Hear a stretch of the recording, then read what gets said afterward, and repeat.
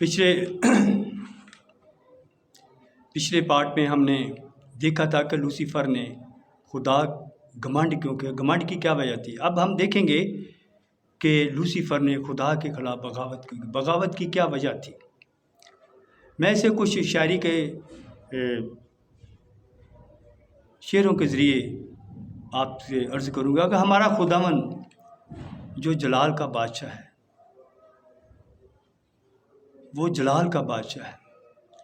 सो लिखा है नूर दी चादर तान तखत ते बैठे बाप बेटा आसमानी, वो तो सजदा करने करूबी पे लूसीफर नू पे हैरानी। मैनू सब तो अफजल चुनिया है, बैठा कौन तेरे सानी। मैनू ये गल वारा नहीं खांदी, हुन करसा मैं मनमानी। लूसीफर ये देख कर हैरान और परेशान हो गया कि ये कौन है जो खुदा कुद्दूस के साथ तख्त पर बैठा है, जिसकी खुदा के साथ इज़्ज़त तज़ीम हो रही है। फरिश्ते उसे झुक झुक कर सजदा तज़ीम पेश कर रहे हैं। ये हक़ तो मेरा था क्योंकि खुदा ने सबसे ज़्यादा खूबियाँ मुझे बख्शी थी, सबसे आला और अफजल खुदा ने मुझे बनाया था, सबसे अजीम मैं हूँ। खुदा ने सबसे ज़्यादा सरफराज मुझे किया है, सबसे ज़्यादा इज़्ज़त मुझे बख्शी है। तो फिर ये कौन है जो खुदा के साथ तख्त पर बैठा है। ये हक़ तो मेरा था कि खुदा के बाद या खुदा के साथ मेरी इज़्ज़त तज़ीम होती, मगर ये कौन है? लगता है कि खुदा ने मेरा हक़ किसी और को दे दिया है। खुदा ने मेरी हक़ तलफ़ी की है, मेरे साथ नाइंसाफ़ी की है, मेरे साथ ज़्यादती की है। अब तो मैं अपने दोस्तों को मुँह दिखाने लायक नहीं रहा, मैं अपने दोस्तों को क्या जवाब दूँगा। सो वो खुदा के ख़िलाफ़ बगावत का ऐलान कर देता है, यानी कि ऐलान जंग। मगर हमारा खुदा जो रहीम व करीम है, जो कहर करने में धीमा है और शफ़क़त में गनी है, जिसका गुस्सा पल भर के लिए और रहमत अबदी है, जो किसी की हलाकत नहीं चाहता, यहाँ तक कि वो लूसीफर की भी हलाकत नहीं चाहता, क्योंकि लूसीफर भी उसकी मखलूक में से एक है। खुदावंद कुद्दूस लूसीफर को समझाने की कोशिश करता है। खुदावंद फरमाता है तू मखलूक ते ए खालक, जिदा सब तो शान उचेरा, तू हिकमत हुस्न ते मान न कर, कोई वस नहीं चलना तेरा। ए दिल आखर माल के कर कर मनाल न चेड़ा,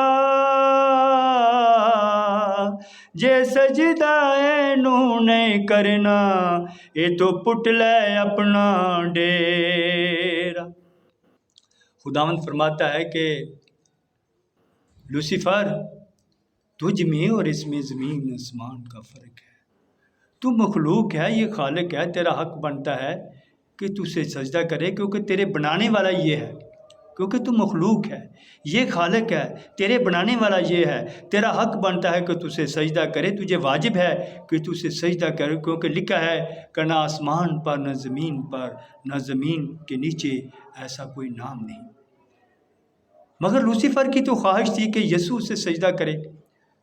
सो वो अपनी ख्वाहिश को पूरा करने के लिए जब हमारा खुदावंद खुदा का बेटा यीशु इंसानी जिस्म में ज़मीन पर था, तो वो उसे पहाड़ पर ले गया और ले जाकर दुनिया की सारी शान व शौकत दिखाई और उसे कहा कि अगर तू झुक कर मुझे सजदा करे तो ये मैं सारा कुछ तुझे दूंगा, क्योंकि ये मेरे इख्तियार में है।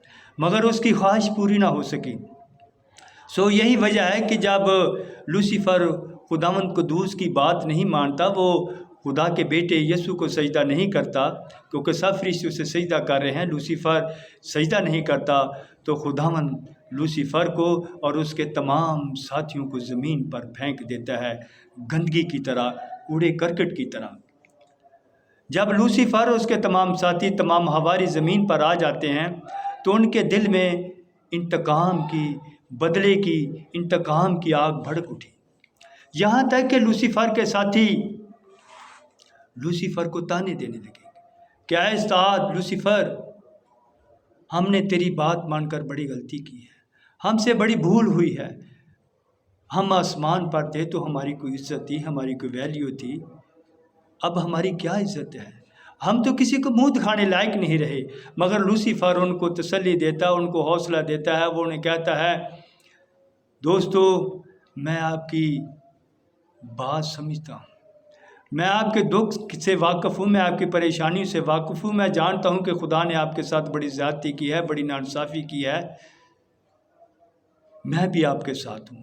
اصل میں ہمیں امید نہیں تھی کہ خدا ہمارے ساتھ ایسا کرے گا، مگر آپ فکر نہ کریں، آپ نے ہمیشہ میری بات مانی ہے، میری بات کا یقین کیا ہے، اب بھی میری بات مانیں، اس وقت تک انتظار کریں، دیکھنا مناسب وقت آنے پر میں کس طرح آپ کی بےزتی کا بدلہ لیتا ہوں، انتقام لیتا ہوں۔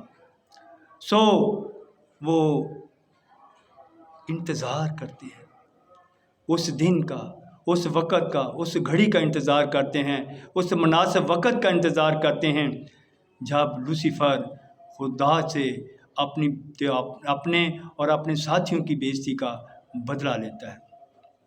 سو وقت گزرتا گیا، دن گزر گئے، ہفتے گزر گئے، مہینے گزر گئے، سال گزر گئے، صدیاں گزر گئی، خدا آدم اور حوا کو بناتا ہے۔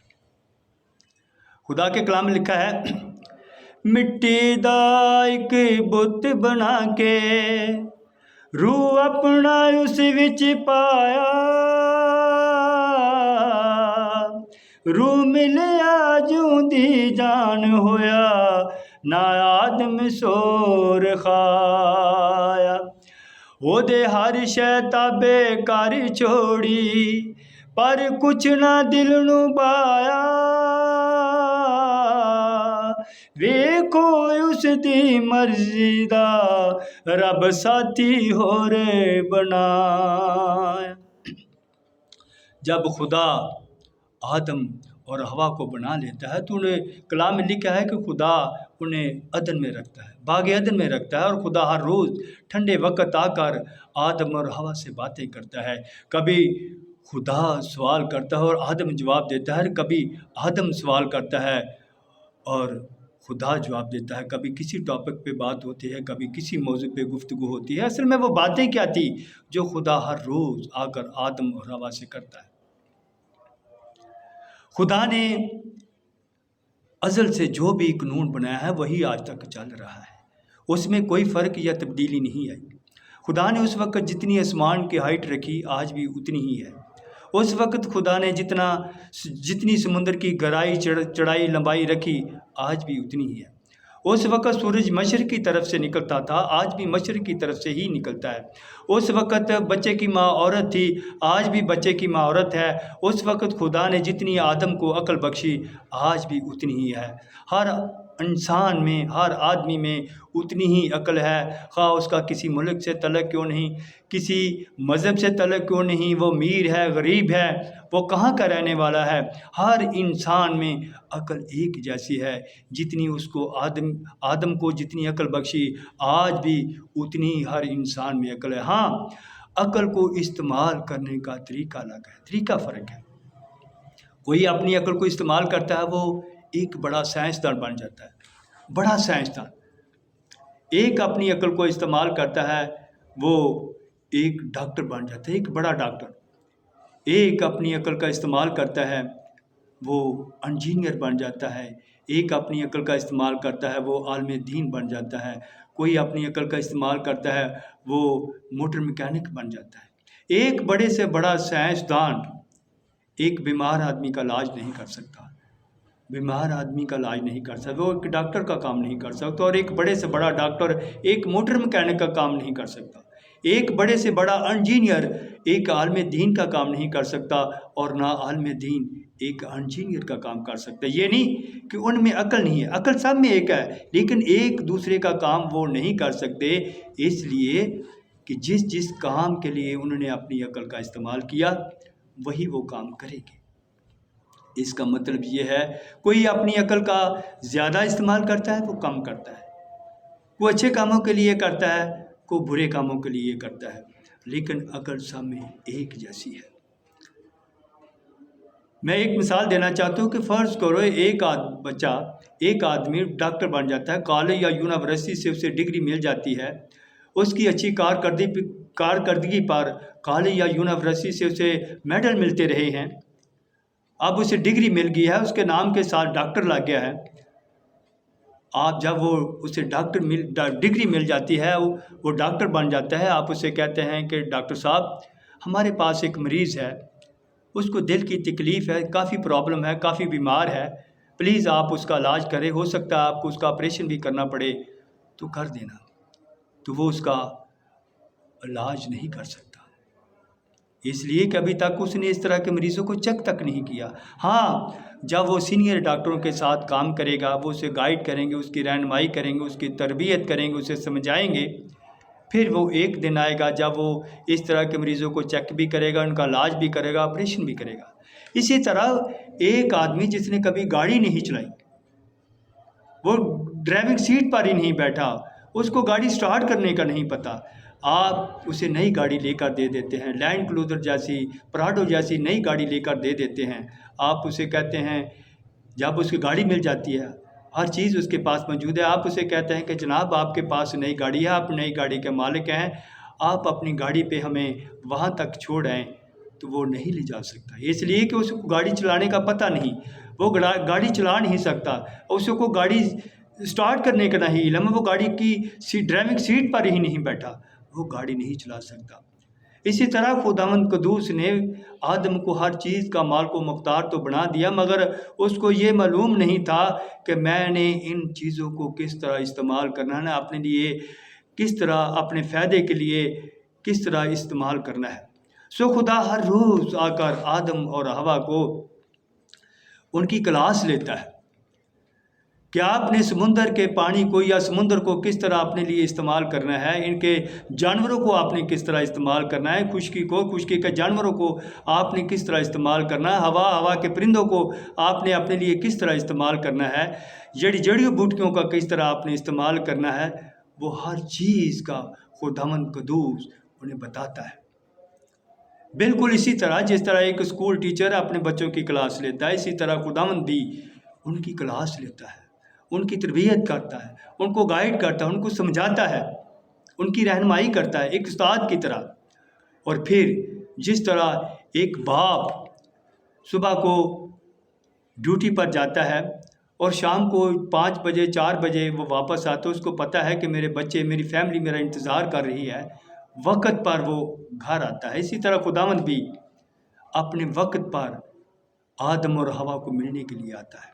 उसको पता है कि आदम और हवा मेरा इंतज़ार कर रहे हैं, बिल्कुल एक बाप की तरह उनका ख्याल रखता है, बाप की तरह अपनी ज़िम्मेदारी निभाता है और बाप की तरह ही उन्हें प्यार करता है। यही वजह है कि हमारे खुदावंद ने जब दुआ में हमें ये सिखाया है कि हम कहें आए हमारे बाप, क्योंकि वो अज़ल से ही बाप का किरदार अदा कर रहा है, बाप की तरह हमें प्यार करता है, बाप की तरह हमारा ख्याल रखता है और उस्ताद की तरह हमारी तरबियत करता है, हमारी रहनुमाई करता है। और आज भी उसी तरह बाप की तरह हमें प्यार करता है, हमारा ख्याल रखता है और उस्ताद की तरह ही हमारी रहनुमाई करता है, हमें गाइड करता है। अगर इस कलाम और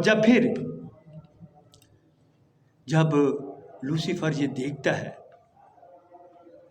कि खुदा में, इंसान में, आदम में और हवा में, इनमें इतनी रफ़ाकत है, इतनी यगानत है कि एक दूसरे के बगैर रह नहीं सकते, तो वो अपने साथियों के पास जाता है और उन्हें ये खुशखबरी देता है, वो घड़ी आ गई है, वो दिन आ गया है जिसका हमें इंतज़ार था। अगले पार्ट में हम देखेंगे कि वो किस तरह अपनी बेइज्जती का बदला लेता है। अगर इस कलाम के वसीला से खुदा ने आपको बरकत दी है तो आपका हक बनता है कि आप इसे लाइक करें और अपने दोस्तों को, अज़ीज़ व क़रीब को भी इसे सुनने का कहें, ताकि वो भी इस कलाम के वसीला से बरकत पाएँ। आमीन आमीन।